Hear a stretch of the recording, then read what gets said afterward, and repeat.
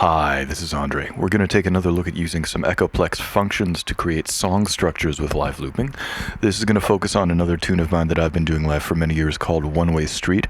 The main idea with this tune is creating an overall master loop and then taking smaller fragments of that master loop and splitting them off into separate loops and kind of working with them and developing them in various ways before going back to the master loop itself.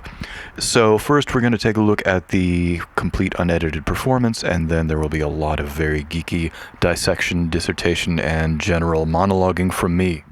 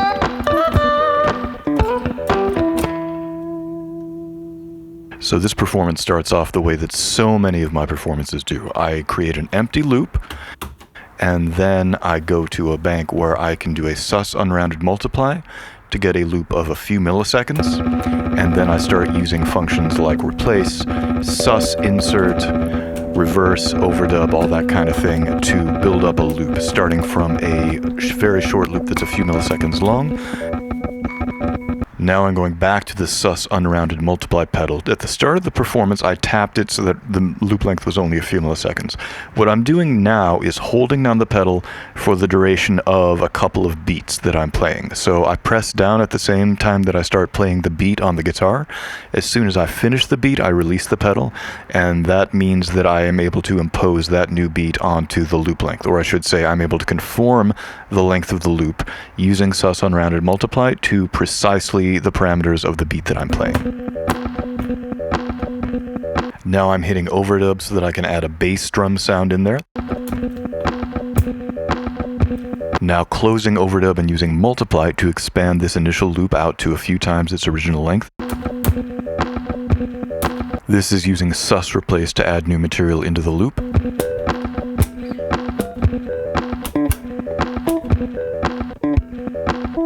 Now going back to overdub to add a slightly heavier beat, the same kind of kick and snare idea, but it's a little louder and a little more aggressive.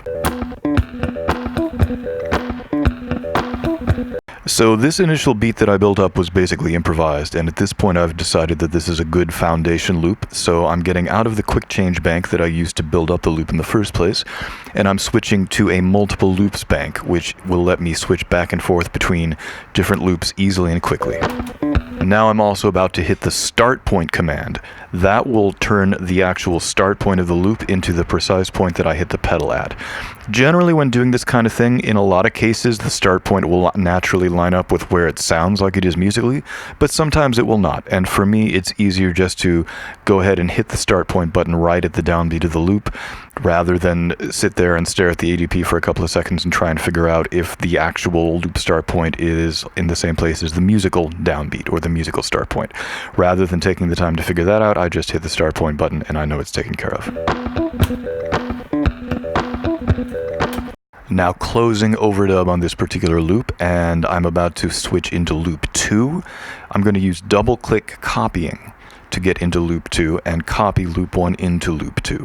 Now, if there was nothing in loop 2, then you wouldn't necessarily need to use double-click copying, but I've developed a habit to use double-click copying whenever I want to put a previous loop into a new loop location. That way, even if there is something already in that target loop location, I know that double-click copying will overwrite it and will copy whatever loop I'm currently at into the new loop location. So this is having built up loop 1 as the foundation loop. Now we're copying it into loop 2 so that we can start developing it. Now, when you copy a loop on the EDP, it automatically starts going into multiply. And what's happening here is that as it's multiplying copies into loop 2, I'm also playing the bass line live.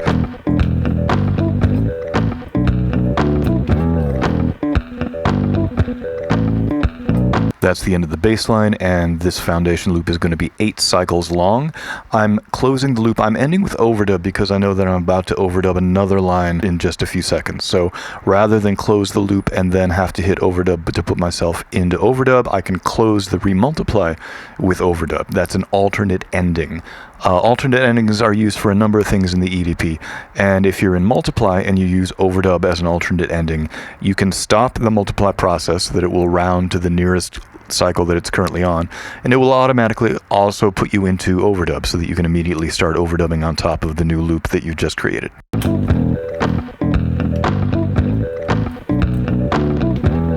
Now this is overdubbing what I guess you could call the main melody for the tune.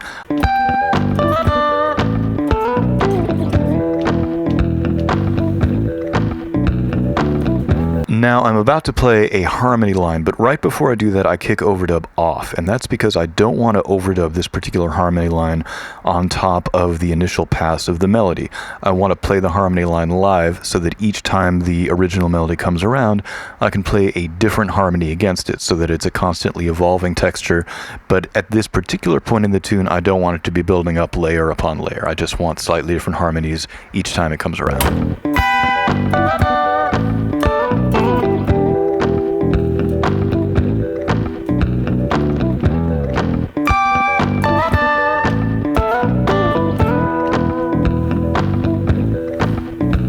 Now we're about to copy loop 2 into loop 3, and this is the first point where we're going to take part of the initial loop, part of the master loop, and just split part of it off. So we're going to take the 4 cycles, or you could think of it as 4 measures, the 4 cycles that have that main melody. We're just going to copy that into loop 3, and then we're going to close the multiply process while we're in cycle 4, so that instead of copying the entire 8-cycle loop that's in loop 2, we're just going to take 4 cycles out of that and just take that melodic fragment and just work with that for a little bit.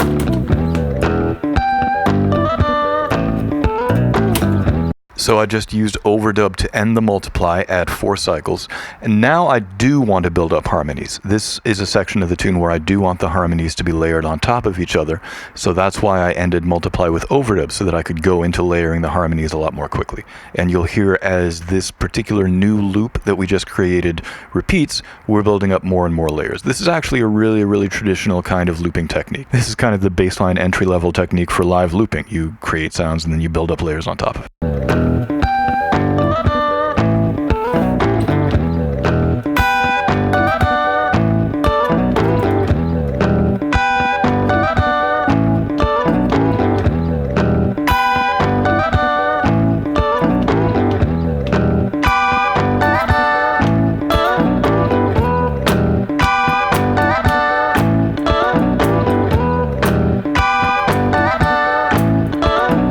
And now this is going to be a remultiply.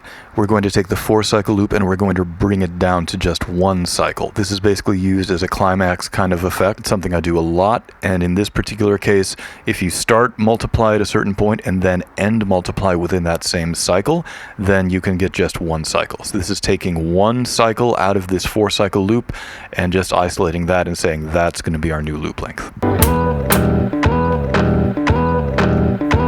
And now this is overdubbing new layers on top of this 1-cycle loop, and because it's a much shorter loop length now, the overdubs are going to come back around much more quickly. And now this is the end of the section, so I'm pushing the loop 2 button. I'm not double-click copying because I don't want to copy loop 3 into loop 2. I want to switch back to loop 2 and start playing the contents. So now we're going back to loop 2, which is right at the point where we left it last, right at the point where we broke off into loop 3. So now we're doing another double-click copy from loop 2 into loop 3. The crucial difference here is that now we're taking a different section of the master loop and splitting that off into its own new loop on loop 3. We just did this earlier in the tune, but we had taken a particular 4-cycle section out of the 8-cycle loop in loop 2, and now we're taking the other 4 cycles. We're taking the other half that we did not previously split off, and now we are splitting that off and working with that in loop 3 as its own new dedicated loop.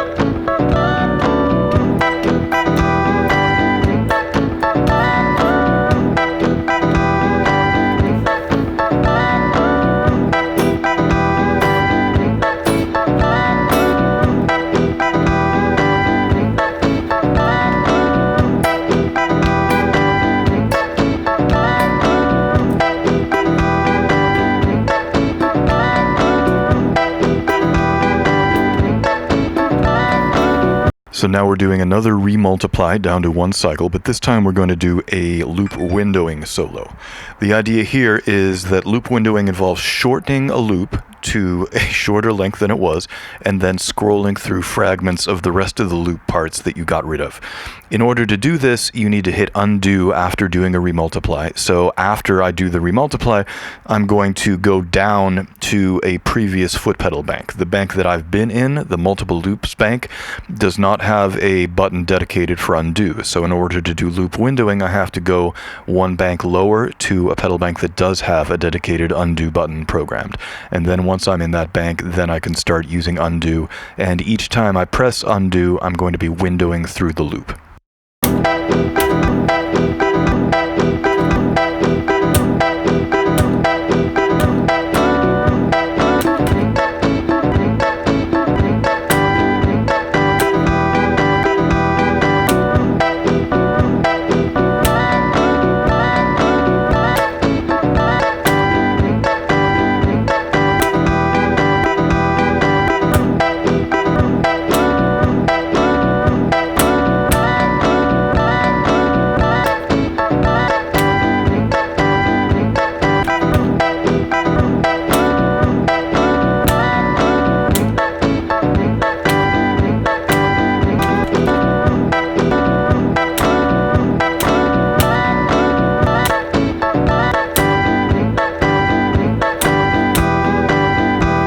And now we've arrived at a particular windowed version of the loop that I like as a climax. So now while that spins around, I'm switching back to the multiple loops bank so that I can end this particular iteration of the loop by switching back to loop 2.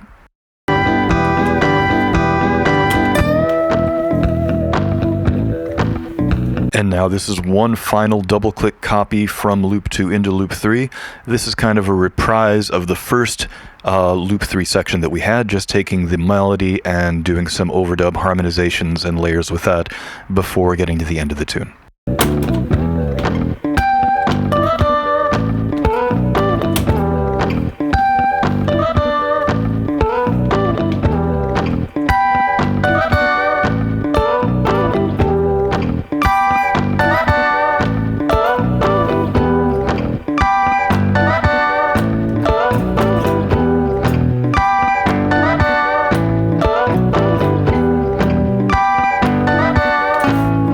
And finally, we're going back to loop 1, which is where we started off. We haven't been back to loop 1 since we created loop 2.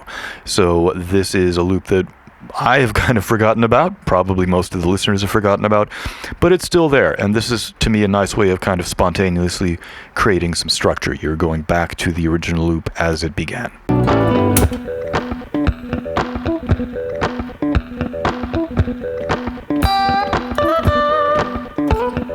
And finally doing a long press of replace while I play that last note. It's important to do a long press of replace because at this point I'm trying to silence the entire loop, and what can happen is that if I release the replace button too quickly, I might hear some of the rest of the loop that hasn't been overwritten yet, or I might hear that last note that I just played.